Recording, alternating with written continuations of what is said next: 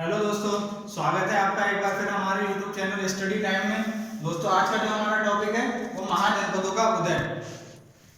ये इस टॉपिक से आपको कि कोई सा भी एग्जाम ले लो आप उठा के, इस टॉपिक से एक दो क्वेश्चन आपको देखने को मिल जाते हैं। और आज हम पढ़ेंगे महाजनपदों का उदय। पहले इसके बारे में जान लेते हैं। इसका समय था लगभग 6वीं शताब्दी ईसा पूर्व का, और ये गौतम बुद्ध के जन्म से पूर्व का समय था। और इससे महाजनपदों की जो जानकारी हमें मिलती है वो बौद्ध ग्रंथ है एक अंगुत्तर निकाय उससे, और दूसरा भगवती सूत्र जो कि जैन ग्रंथ है उससे हमें इन महाजनपदों की जानकारी मिलती है, जिनकी संख्या उस समय भारतवर्ष में 16 थी। अब 16 के 16 महाजनपद हम कैसे याद करें, क्या करें, इसके लिए मैंने आपके लिए छोटी सी ट्रिक बनाई है। दोस्तों, इस ट्रिक को आप 3 से 4 बार पढ़ेंगे, आपको ये 16 के 16 महाजनपद आसानी से कवर हो जाएंगे। तो आइए दोस्तों शुरू करते हैं। सबसे पहले जो है के एक व्यक्ति है, समझ लो, जिसका नाम है के का, इसका एक मामा है जो एमबीबीएस है।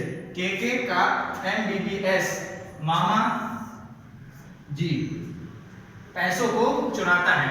ठीक है दोस्तों, आप 4 से 5 बार इस ट्रिक को याद कर पढ़ेंगे, आपको आसानी से याद हो जाएगी, और इस ट्रिक के माध्यम से हम 16 के 16 महाजनपदों को आसानी से कवर कर सकते हैं। चलिए दोस्तों शुरू करते हैं। पहला है के से है कुरु। कुरु इंद्रप्रस्थ, जो कि प्राचीन में दिल्ली को कहा जाता था। कुरु की राजधानी थी इंद्रप्रस्थ। दूसरा है के काशी। काशी का दूसरा नाम वाराणसी भी है। उस समय काशी की जो राजधानी हुआ करती थी वो वाराणसी हुआ करती थी।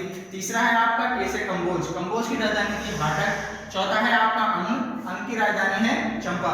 अब इसे आप आसानी से याद कर सकते हैं, जैसे अंग में एक बिंदु है, चंपा में बिंदु है, इससे आप मैच करके इसकी राजधानी आप आसानी से याद कर सकते हैं। अब आपका आता है मगध। इस समय ये सबसे इंपॉर्टेंट है, और मगध जो राज्य है वो इन सभी राज्यों में, सभी जो महाजनपद है उनमें सबसे शक्तिशाली हुआ करता था। और इसकी राजधानी इसलिए इंपॉर्टेंट हो जाती है क्योंकि यहाँ पर आगे चलकर एक बौद्ध संगति भी होती है। इस चक्कर में आपको ये काफी महत्वपूर्ण है और इसे आपको विशेष तौर पर याद करना है। उसके बाद आता है बत्स की राजधानी थी कौशाम्बी, और एक ये महत्वपूर्ण आता है फिर उसके बाद बज्जी।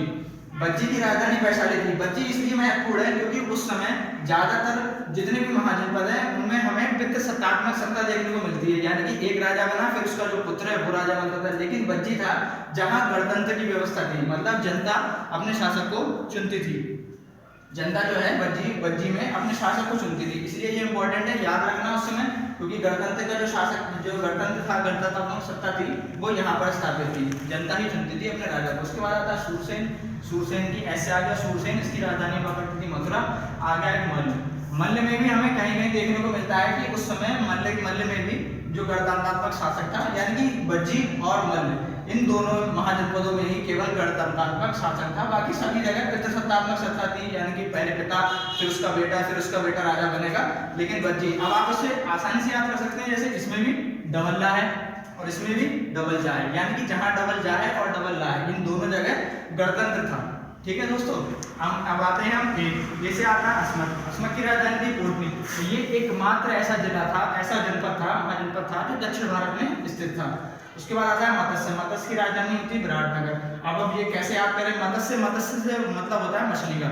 मछली यानी सबसे बड़ी मछली होती है वेल। वेल का आकार होता है विराट। तो आप इससे भी याद कर सकते हैं कि मत्स्य यानी मछली, विराटनगर उसकी राजधानी हो गई। उसके बाद आता है अवंती। अवंती की राजधानी हो गई उज्जैन। फिर आता है गांधार, ये था पाकिस्तान में उस समय, इसकी राजधानी थी तक्षशिला।